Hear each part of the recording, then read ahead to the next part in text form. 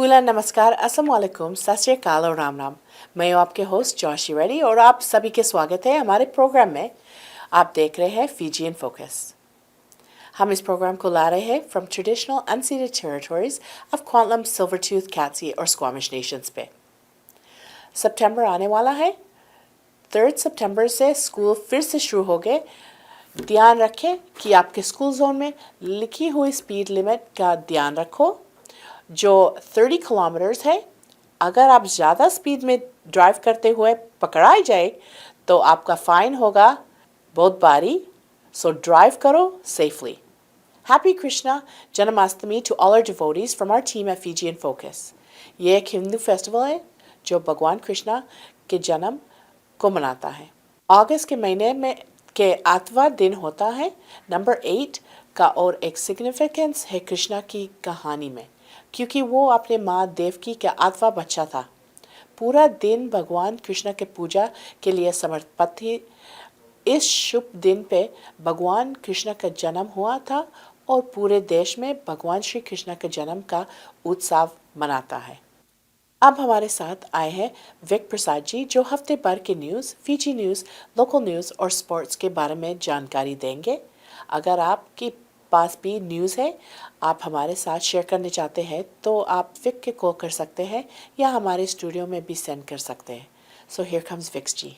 नमस्कार, Fiji in focus में आपका स्वागत है। ये कार्यक्रम वैंकूवर कनाडा से प्रसारित हो रहा है। पूरे सप्ताह भर की न्यूज़ लेकर मैं हूं Vik Prasad. Republic of Fiji military forces ने शनिवार लंबासा के सुकनीवालू बैरक्स में यसाना और मधुवाता के साथ सुलह से पुनर्स्थापना सेवा का आयोजन किया है। रिकॉन्सिलेशन और रिस्टोरेशन प्रोसेस शुक्रवार RFMF कमांडर मेजर जनरल रो चोने कोलोनीवाई द्वारा उन्हें पूर्व सैनिकों के साथ बैठक के साथ शुरू हुई जो 2000 कू के दौरान सुकनीवालू बैरक्स पर कब्जा करने में शामिल थे। सेवा के दौरान बोलते हुए कोलोनीवाई ने कहा है कि आज एक महान दिन है जब वे मेल मिलाप और एकता पर ध्यान केंद्रित करते हुए एक साथ आ सकते हैं।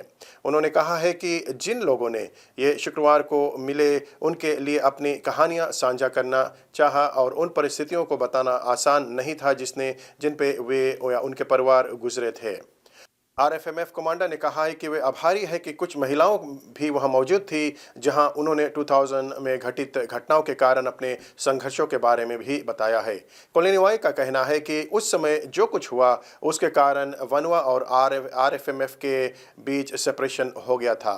उन्हें उम्मीद है कि यह मेल मिलाप और पुनर्स्थापना सेवा उनके रिश्ते को सुधार करेगी और पहले जैसी एकता वापस लाएगी। फिजी वासियों को पानी के रेस्ट्रिक्शंस की सलाह दी जा रही है क्योंकि सूखे का मौसम आने वाले महीनों के विभिन्न क्षेत्रों में पानी की आपूर्ति को प्रभावित करेगी। Ministry of public works, meteorological services and transport का कहना है कि पिछले 3 महीनों में दर्ज की गई वर्षा से पता चलता है कि फिजी सूखे मौसम में है और वर्षा की मात्रा सामान्य मंथली एवरेज से कम है। उनका कहना है कि वर्तमान में सूखा कम से कम अगले 2 महीने तक जारी रहने की उम्मीद है और वे संबंधित अधिकारियों तथा टूरिज्म, स्वास्थ्य और शिक्षा जैसे महत्वपूर्ण क्षेत्रों के साथ मिलकर स्थिति पर नजर रख रहे हैं तथा इसके प्रभाव को कम करने के लिए आवश्यक उपाय की योजना कर रहे हैं।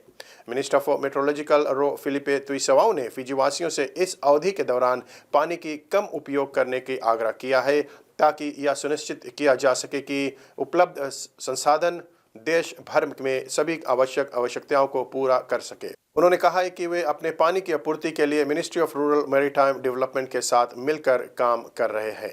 समेतो गांव के मुखियों ने क्षेत्र के नशीली दवाओं की तस्करी और उपयोग को खत्म करने के लिए खुद ही एक पहल उठाई है। उन्होंने गांव में एक्स पुलिस ऑफिसर्स और एक्स मिलिट्री ऑफिसर्स की एक समिति बनाई है और एरिया को पेट्रोल करेंगे। ड्रग फ्री वर्ल्ड फाउंडर कलेसी वोलताम्बू ने कहा है कि ये संबेतो और तुरंगानिकोरो भी की शानदार पहल है क्योंकि वे गांव के अवैध दवाओं के खराब प्रभाव से निपटने की जिम्मेदारी ले रहे हैं, खासकर लोगों, परिवार और गांव के जीवन पर। गांव में तलनवा सेशन के दौरान तुरंगानिकोरो ने बताया है कि इस योजना के पहले 3 हफ्ते में उनके कुछ समस्याओं का सामना करना पड़ा है, लेकिन समय के साथ लोग आज्ञाकारी हो गए हैं और अपने बड़े अधिकारी की बात मानने लगे हैं। कमेटी मेंबर्स नियमित रूप से घर घर जाकर लोगों को बतलाते और विकास के बारे में बता रहे हैं कि वे हर रात 9 बजे से गांव में सभी प्रवेश मार्गों पर निगरानी रखेंगे ताकि कोई गतिविधि ना हो। इसकी शुरुआत तब हुई जब रात के समय यानी आधी रात से सुबह 4 बजे तक कई गाड़ियां गांव में आने जाने लगी। गांव के रास्ते पर भी नीडल्स पाए जाने लगे, कई नए लोगों को गांव में देखे जाने लगे और गांव में कई कारें भी आने लगी। गांव का नियम है कि हर बच्चा रात 9 बजे तक घर में होना चाहिए। कमेटी जानती है कि बच्चों को रनर्स के रूप में इस्तेमाल किया जा रहा है। यदि बच्चे रात 9 बजे के बाद घर में बाहर रहते हैं तो उन्हें वापस घर आए जाने के बाद में उनके माता पिता से बात किया जाता है। यदि कोई व्यक्ति अवैध दवाएं बेचता तो पुलिस को बुलाया जाता है और उसे गांव से बाहर कर दिया जाता है या 3 साल के लिए उसे प्रतिबंधित कर दिया जाएगा। वलंतांबू ने पुष्टि की है कि ड्रग फ्री वर्ल्ड संबेतो गांव में वापस आएगा। युवाओं, बच्चों और परिवारों के साथ तलनवा सेशंस आयोजित करेंगे और गांव के लिए ड्रग फ्री एम्बेसडर्स की स्थापना करेंगे। 2 विपक्षी सदस्य केतन लाल और वीरेंद्र लाल ने महिलाओं, बच्चों और minister for women, children and social protection Linda Tabuya के साथ विरोध किया है कि जिसमें उन्होंने कहा है कि सरकार को बड़ी मात्रा में ड्रग्स तस्करी करने वाले के लिए फांसी की सज़ा लागू करनी चाहिए। केतन लाल ने कहा है कि फिजी के संविधान के विशेष रूप से धारा 8 एंड धारा 11 जीवन के अधिकार और क्रूअल और अपमानजनक व्यवहार की सुरक्षा की बात करती है। वो मानते हैं कि फांसी की सज़ा को फिर से लागू करना न केवल इन बुनियादी अधिकारियों का उल्लंघन करेगा बल्कि न्याय व्यवसाय की नींव को भी कमज़ोर कर देगा, जो ह्यूमन डिग्निटी और कानून के शासक की रक्षा पर आधारित है। लाल का कहना है कि इस तरह के कठोर सज़ा को फिर से लागू करना एक कठिन कदम होगा जो फिर से फिजी को अंतर्राष्ट्रीय स्थिति पर नैतिक अधिकार को कमज़ोर करेगा। तंबुया का कहना है कि फांसी की सज़ा ड्रग माफिया के देश में ड्रग लाने को रोकने के लिए एक रोकथाम होगी। वीरेंद्र लाल ने कहा है कि भले ही ये लोग हमारे देश में सामाजिक गिरावट का हिस्सा है। तंबुया का यह टिप्पणी सवाल उठाता है कि सिर्फ ड्रग ट्रैफिकर्स के लिए ही ऐसा क्यों। वह तंबुया के फांसी की सज़ा को फिर से लागू करने की मांग के खिलाफ दृढ़ता से खड़े हैं। लाल ने यह भी कहा है कि हमारे समाज में बहुत गहरे और गंभीर मुद्दे हैं जिनका समाधान करना ज़रूरी है और महिलाओं और बच्चों को सही सामाजिक सुरक्षा प्रदान करना एक महत्वपूर्ण बात है। एक महिला जो 70 वर्ष की थी रविवार को वीसीसी बाईपास रोड पर एक सड़क हादसे में मारी गई है। Director traffic senior superintendent of police मिचियली दिव्योना ने कहा है कि मृतक महिला एक कार की यात्री थी और जहां 36 वर्ष महिला उसे चला रही थी। एसएसपी द्विवुना ने बताया है कि शुरुआती जानकारी के अनुसार 36 वर्ष महिला ने अपनी गाड़ी पर नियंत्रण खो दिया था, जिससे गाड़ी सड़क से हटकर एक खंभे से जा टकराई। हादसे की वजह से गाड़ी सड़क पर वापस आ गई और एक दूसरे कार से जाकर टकरा गई। एसएसपी द्विवेना ने कहा है कि संदिग्ध महिला अभी लोटोका हॉस्पिटल में भर्ती है, जबकि दूसरी गाड़ी के चालक और उसके यात्री को कोई चोट नहीं आई है। उन्होंने बताया है कि यदि दुर्घटना की वजह तेज गति से ड्राइवरों को फिर से अनुरोध किया जाता है कि वे स्पीड लिमिट पर ही चलाएं, क्योंकि ये सीमाएं सभी की सुरक्षा के लिए बनाए गए हैं। वर्तमान में सड़क पर हुई मौतों की संख्या 37 है, जबकि पिछले साल इसी अवधि में संख्या 60 था। अब देश विदेश की खबरें। कोलकाता से 1357 किलोमीटर दूर उत्तराखंड के रुद्रपुर में एक रेप और कत्ल की एक ऐसी वारदात को अंजाम दी गई जिसे लेकर वहां रोज धरना प्रदर्शन हो रहा है। पुलिस की कार्रवाई पर भी सवाल उठाए जा रहे हैं। ये मामला अब एक नर्स के साथ रेप और हत्या के किए जाने का है। वारदात को लेकर पूरे देश में गुस्सा है। आरोपी के पकड़े जाने के बाद भी लोग धरना प्रदर्शन कर रहे हैं। देश भर के डॉक्टरों ने हड़ताल किया है और काम को रोका है और इस कांड के लिए जिम्मेदार दोषी को सख्त से सख्त सजा देने की मांग कर रहे हैं। हाईकोर्ट ने इस केस को जांच करने के लिए पुलिस के सीबीआई यूनिट को सौंप दी है। आप देख रहे फिजी इन फोकस, विक प्रसाद के संग अब कुछ स्थानीय समाचार। रिज मेडोज आरसीएमपी ने कहा है कि मई में मेपल रिज में एक हत्या की जांच के संबंध में एक व्यक्ति पर आरोप लगाया गया है। 31 मई को 223 स्ट्रीट और लोगिड हाईवे के क्षेत्र में एक व्यक्ति को गोली मारकर हत्या कर दी गई थी। उस समय गवाहों ने एक व्यक्ति को वहां से भागते देखा था। मेपल रिज का 26 वर्षीय अलेक्जेंडर डेलेया पर हत्या के संबंध में 2nd डिग्री मर्डर का आरोप लगाया गया है। मृतक का नाम अभी तक रिलीज नहीं किया गया है। वैनकूवर पुलिस का कहना है कि पिछले महीने सनसेट नेबरहुड में एक घातक गोली गोलीबारी के बाद लैंगली के एक व्यक्ति पर आरोप लगाया गया है। वैनकूवर पुलिस विभाग के अनुसार 26 जुलाई को शाम 9 बजे के आसपास ईस्ट 63rd एवेन्यू और इन्वर्नस पर पुलिस को बुलाया गया। जब रिपोर्ट मिली तो 2 पुरुषों को एक कार में गोली मारी गई और फिर कार 2 अन्य वाहनों से टकरा गई। उन 2 पुरुषों में से एक 25 वर्षीय हितकिरण जोहल घटनास्थल पर ही मारा गया। दूसरे व्यक्ति को अस्पताल ले जाया गया जहां उसकी भी हालत स्थिर है। कैलगरी पुलिस सर्विस और अल्बर्टा आरसीएमपी की मदद से 27 वर्षीय रायली शिपली को 21 अगस्त को अल्बर्टा में गिरफ्तार किया गया। आप देख रहे फीजी इन फोकस, विक प्रसाद के संग अब कुछ खेलकूद के जगत से जानकारी।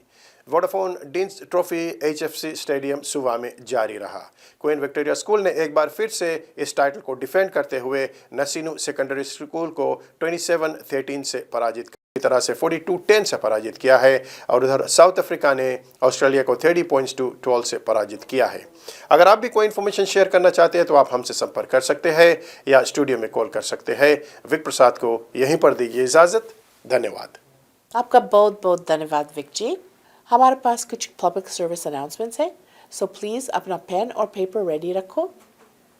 अपने कैलेंडर में नोट कर लीजिए फीजी का 54th इंडिपेंडेंस डे सेलिब्रेशन अक्टूबर 4 को 6:30 बजे पर होगा। ताज पार्क कन्वेंशन सेंटर पे 8580 132nd स्ट्रीट सरी में। ये इवेंट आईटोकी cultural society BC, west coast Duavata sports association और Fijian association of Canada organize किया गया है। ज़्यादा जानकारी और स्पॉन्सरशिप के लिए फ़ोन कीजिए JT के 778-710-3464 या सला को at 778-713-2418 या कमिला को at 604-537-5123.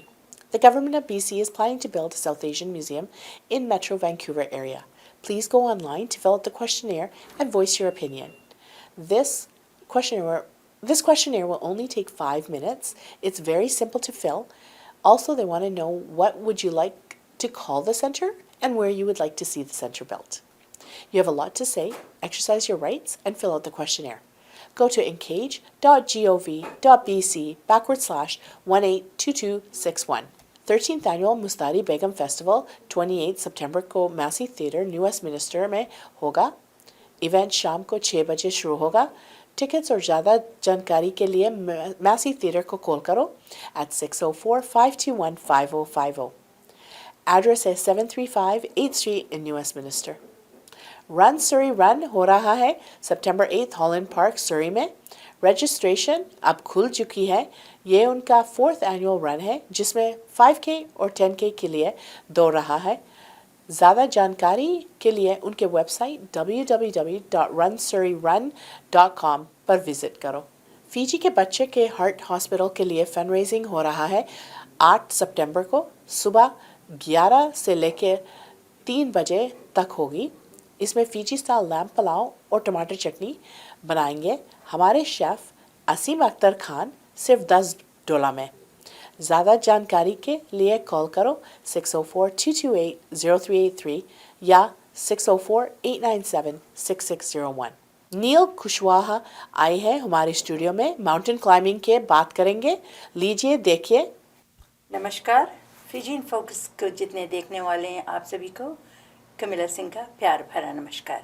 जी हाँ दोस्तों, आज हमारी बातचीत आप देखेंगे और सुनेंगे नील कुशवाहा के साथ में, जो कि वैंकूवर के रहने वाले नहीं हैं, ओटावा में रहते हैं। लेकिन ओटावा में रहते तो हैं, लेकिन ये दुनिया भर का ट्रैवल करते हैं। और इसी पर हम बात करेंगे कि उनका इंटरेस्ट कब शुरू हुआ। He is a mountain climber. So Neil, welcome ji. Thank you very much for having me. बहुत शुक्रिया अदा हूँ। अच्छा, कैसे हैं? बढ़िया हूँ आज। बढ़िया हूँ। हाँ, मौसम भी यहाँ बहुत अच्छा है वैंकूवर अच्छा, में। या आप आते जाते रहते हैं? हाँ, कहाँ नहीं आता जाता रहता है। हाँ। ओटावा से वैंकूवर, वैंकूवर से ओटावा, और फिर इसी के साथ साथ में कितने अदर कंट्रीज में भी आप ट्रैवल किया है। जी हाँ। तो आपका जो माउंटेन क्लाइंबिंग है, हाँ जी। वो कहाँ से शुरू हुआ और कब शुरू हुआ? बचपन में क्या 18-19 साल के थे तब शुरू हुआ था। अच्छा। और उससे पहले मैंने एक किताब में देखी एक पहाड़ की फ़ोटो, उसमें मेरा प्यार हो गया पहाड़ों से। अच्छा। और वहीं से चाहत बन गई और उसमें थोड़ा काम करते करते उसी और 19 साल के क्लाइंबिंग शुरू किया। फिर वहाँ से आइस क्लाइंबिंग शुरू किया। फिर वहाँ से उसके बाद सालों के सालों बाद एक्सपीडिशन की जो कई महीने के लिए जाते हैं, हाँ। ऐसे एक दिन 2 दिन के लिए नहीं, कई महीनों के लिए जाते हैं और चढ़ के आते हैं वापस। तो उस समय तो वहाँ हमारी कोई सेल फोन नहीं थी, हमारे कोई वाईफाई communication नहीं था, ना, nothing, कुछ भी नहीं। नहीं था। तो चले जाते थे, पता नहीं कब वापस आ रहे हैं। अच्छा। आपका कंपेनियन भी कोई है कि अकेले कर रहे हैं? पहले तो थे, अच्छा। आते जाते रहते हैं, बदलते रहते हैं, क्योंकि कंपेनियन जो हैं, जो हमारे को क्लाइंबर्स हैं, हाँ। वो हमारे जैसे फैमिली की तरह बन गए ना। हाँ, और कैपेबिलिटी की मैच भी होनी चाहिए। हाँ। ऐसे नहीं कि कोई बहुत ही ज़्यादा अच्छा क्लाइंबर है और मैं बुरा हूँ और या तो उल्टा हो जाए। तो मैचिंग की होनी चाहिए वहाँ, तो इसलिए तो थोड़ी जब आप मुश्किल है। माउंटेन क्लाइंब करते हैं और आप कहते हैं महीने हफ्ता के हफ्ता और महीने के महीने वहाँ पर इतना समय भी लगता है ऊपर जाने का, फिर वहाँ पर जिस मकसद के आप गए हैं फिर वहाँ भी और फिर लौट कर आना, तो you pack so much food हाँ, है?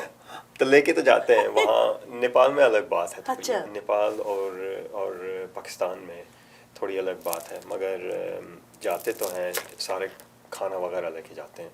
तो मुश्किल ये है, मैं इस तरह का क्लाइंबर हूँ कि अपनी चीज़ें जो जितना भी अपने आप कर सकूँ करता हूँ। हाँ। तो हमें हम टूरिस्ट की तरह नहीं क्लाइंब करते हैं। हाँ, राइट। तो अक्सर जो है, अगर 2 महीने के लिए जा रहे हैं, जैसे 2-2.5 महीने के लिए अगर अगर अगर अगर काम है, तो इतना सामान तो प्लान करके जाना पड़ता है। तो क्या करते हैं आजकल तो और भी आसान है कि क्या कर सकते हैं, किसी को थोड़े पैसे दे के वो लेके आ सकते हैं, थोड़ा आपका खाना बेस कैंप तक।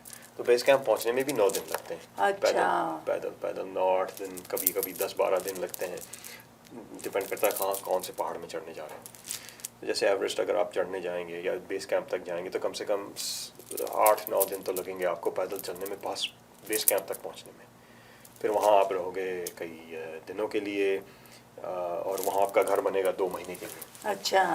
फिर उसके बाद आप पहली कैंप की ओर तक चढ़ेंगे, फिर वापस नीचे आएंगे, फिर और चढ़ेंगे, वापस नीचे आएंगे, और उस चढ़ान में उतार में आप चीज़ें लेके जाएंगे वहाँ। हाँ। और छोड़ के जाएंगे, फिर Right. नीचे आएंगे, फिर और चीज़ें छोड़ के जाएंगे और नीचे आएंगे, फिर और चीज़ें ऊपर, फिर वहाँ एक रात को सोएंगे, फिर उसके बाद ऊपर से शायद कैंप 2 की तरफ जाएंगे, वहाँ आप छोड़ के वापस पूरा नीचे आ जाएंगे। तो इस It चढ़ान should उतार be so hard on your knees, on your legs, right? No. Yeah, I mean, हाँ, होता you तो है, got to be मगर physically fit. You have to be physically fit, बिल्कुल सही कह रहे हैं। मगर मैं देखा है कई बार 300 पाउंड के लोग जा रहे हैं, तो जाते हैं ऐसे धीरे धीरे हाँ, टाइम धीरे-धीरे। लेकर ना। और पैसे देके तो और लोग आजकल अक्सर जा रहे हैं। हाँ। तो जिनको ये ऊपर नीचे नहीं करना है, हाँ। और सीधे तो ऊपर। कौन सा हाईएस्ट माउंटेन है अपने? नेपाल में तो सबसे दुनिया भर में तो एवरेस्ट ही है। हाँ। हाँ, और हिंदी में तो हम लोग कहते हैं सगरमाथा, या है ना, सगर का जो माथा है। या इट्स ब्यूटीफुल। वहाँ तो क्या तो कहें, यहाँ पर पहाड़ों जब में। आप माउंटेन क्लाइंब करते तो वहाँ पर जंगली जानवर वगैरह नहीं होते? डर नहीं लगता उनसे, कोई सांप है कोई? नहीं, इतनी ऊंचाई में ऐसे सिर्फ चिड़िया ही होते हैं काफी, और अच्छा। कभी कभार नीचे से उतना बड़ा, उतना ऊपर कोई वैसे नहीं- जानवर नहीं और रहता? सर्दी इतनी हो जाती है कि रात में तो काफ़ी सर्दी हो Just जाती like है। winter. It's very much like winter, Yeah. बिल्कुल वहाँ। और अगर आप हम लोग जाते भी नहीं हैं बिल्कुल सर्दियों में, विंटर क्लाइम में तो बहुत ही कम लोग जाते हैं, 1-2-3 साल कभी कभी जाते हैं। परमिट नहीं मिलती ना वहाँ चढ़ने की। तो we go in spring and fall. अच्छा। और समर में तो बहुत बारिश होती है। तो बारिश जो है इंडिया में, जो बारिश होती है ना वहाँ इंडियन ओशन में, तो आप ऊपर जाके वहाँ तो बर्फ़ बहुत पड़ती है, समर में बहुत पड़ती है पहाड़ों में। तो इसलिए अक्सर जो है, अगर आप एवरेस्ट चढ़ने जाएंगे तो या तो अप्रैल मई में चढ़ेंगे, या तो कम लोग चढ़ते हैं सितंबर अक्टूबर में, बहुत ही कम। बहुत ठंडा हो जाता उधर। हाँ, ठंडा हो जाता है। ऊपर ऊपर तो आधा स्नो बहुत ही। रहता, वो तो मेल्ट ही नहीं होता ना। -60 Oh my -50। goodness। मगर ये मुश्किल की ठंड की बात नहीं है, ठंड की बात तो एक तो है, ये ठंड तो यहाँ भी होती है, हाँ। कनाडा बट में इतना माइनस तो नहीं होता, बट फिर भी कपड़े वगैरह यहाँ पहन लेते हैं। नहीं, वहाँ भी कपड़े पहन लेते हैं, मगर मुश्किल की बात यह है कि वहाँ जो है सांस में, जब फेफड़े में सांस लेते हैं हाँ। तो वहाँ जो है ऑक्सीजन की जो मॉलिक्यूल्स हैं बहुत कम हो जाती हैं। अच्छा। तो करीब 8000 मीटर पे तो कम से कम 30%, यहाँ के हिसाब से 30% ही है वहाँ। सो सोचा जाए तो बहुत ही कम आपके फेफड़ों में ऑक्सीजन जा रहा है।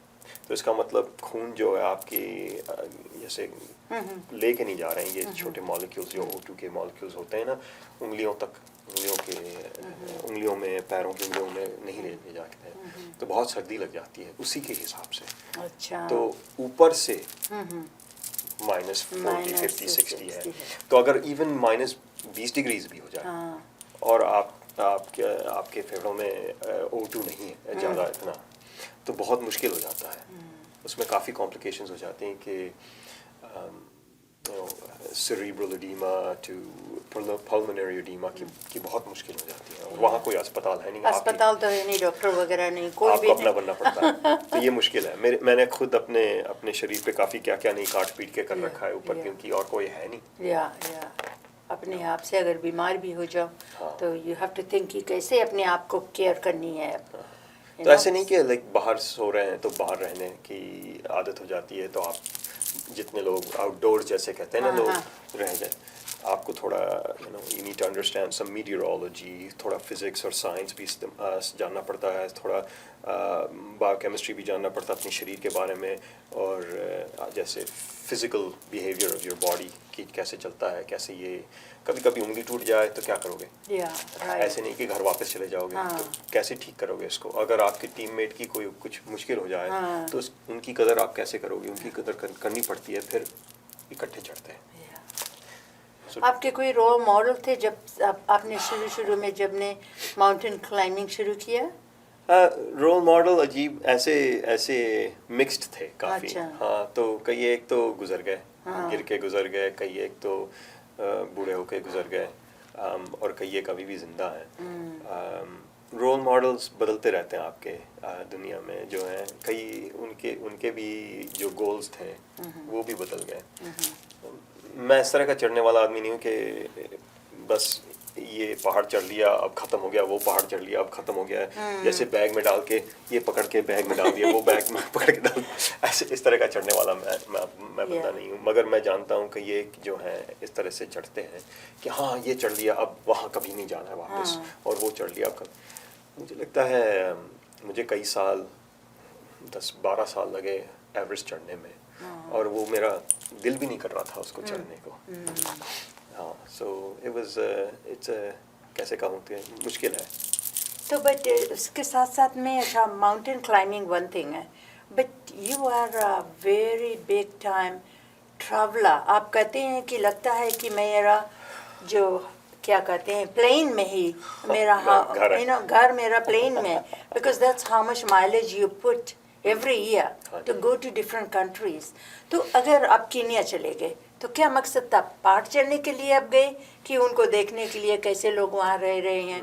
Because you also work for the federal government. I used to, yeah, and in a very I don't want to say that different roles. Yeah, so I used to work at the Bank of Canada a long time ago, and since then तब से करीब 2005 से 8 तक सोचा जाए तो करीब, उसके बाद मेरी कंसल्टिंग की रोल थी, एडवाइस की रोल अब चल रही है।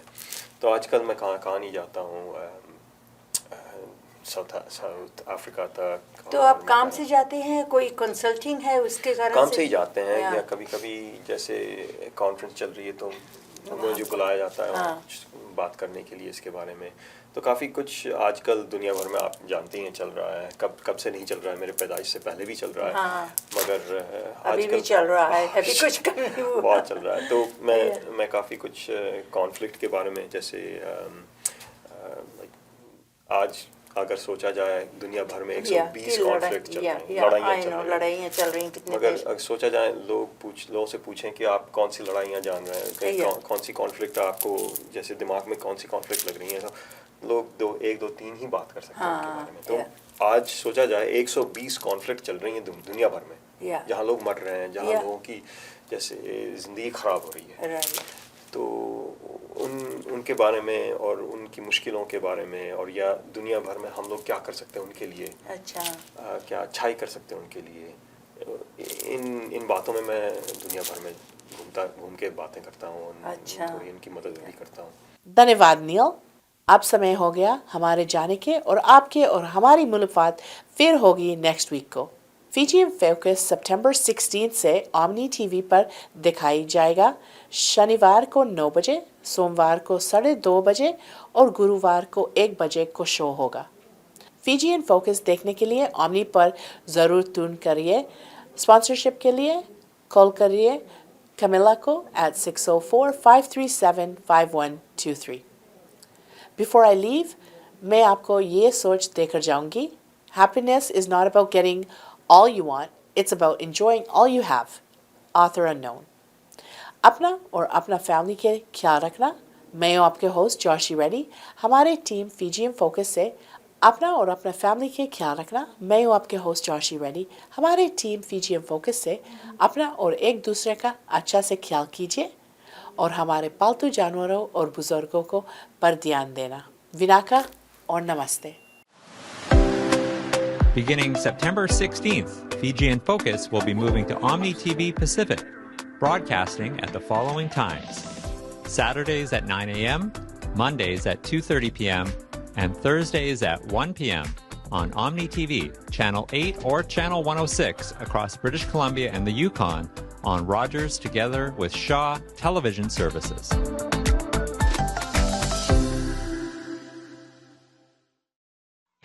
Na na na na na na na na na na na na na.